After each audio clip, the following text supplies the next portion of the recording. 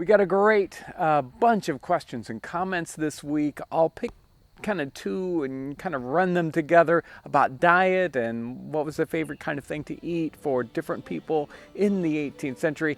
Thanks for joining us today.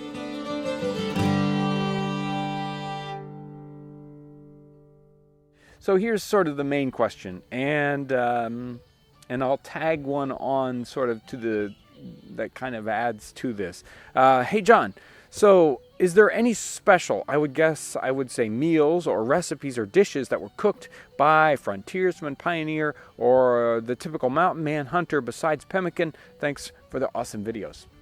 And there have been some other comments about, say, like what regular people eat versus rich people. We do a lot of variety on our channel, a lot of different kinds of recipes. There were a lot of different kinds of cooking going on in the 18th century, the same way there is today. Maybe not the same kind of, certainly the same kind of variety that we enjoy today, but there was definitely opportunities for varieties of different kinds to eat in the 18th century, but that generally is kind of with the rich people, right? Or even the middle class. Not that there was that much middle class in the 18th century, but people that had a lot of resources available to them. And speaking to that second question about what common people are eating and not rich people eating and the variety of that, I think we could generally assume that the variety is pretty low, that they're probably eating almost exactly the same things day after day. I've certainly read certain things about people basically sustaining themselves on the same meal, whether it's morning, noon, or night, and day after day they're eating exactly the same thing over and over and over again, and they were surviving. They ate what they had, and they survived. Now, this question about frontiersmen, pioneers, mountain men, hunters, surviving on things other than pemmican. And I mean, pemmican certainly was popular for a segment of that population, but not necessarily all the population. But these people are in almost exactly the same kind of situation.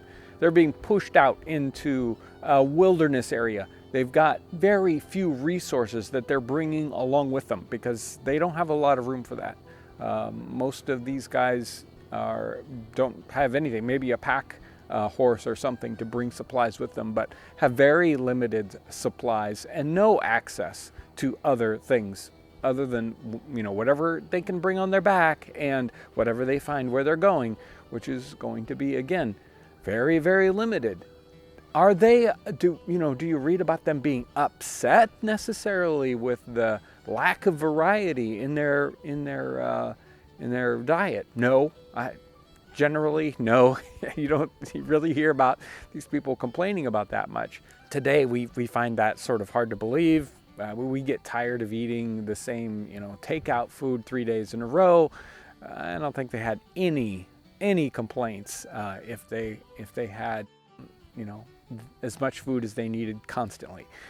Generally, when you're reading these first-person accounts or stories about these folks in the frontier, they were much more worried about having anything to eat and not concerned about the variety at all. And this idea of having any special or favorite meals, recipes, or dishes, I just I'm not so sure that they were that concerned. Now, had that much special about it. Although, you do definitely hear about, say, having a particular fondness for a particular kind of meat, so maybe some of them will be excited because, they killed a bear that day or something particular, The stories are incredible, and I really, want to encourage anybody who's kind of, dipping into history and getting interested about how individual people felt about their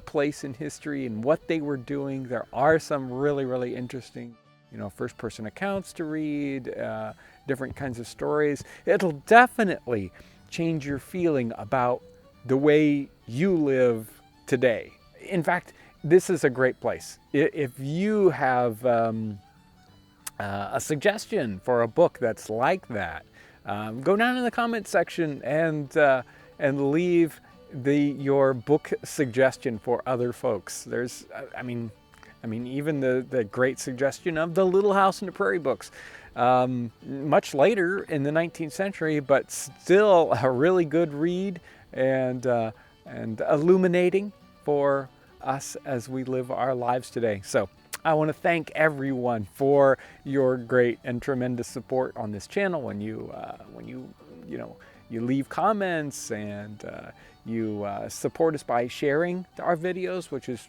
really, really important. It's basically how other people find this channel. A lot of you support us by going to our website and purchasing things, and that is a very great way of helping us continue to do videos, go to historic sites, talk to particular craftsmen. We continue to work on what kinds of things, the ways that you could support us, and I have a lot of great supporters on Patreon if you want to support us directly like that, and that is wonderful. But truly, I just want to thank you for coming along with me today, learning about these things, being interested in what we're doing. Thanks for joining me today, and thanks for watching.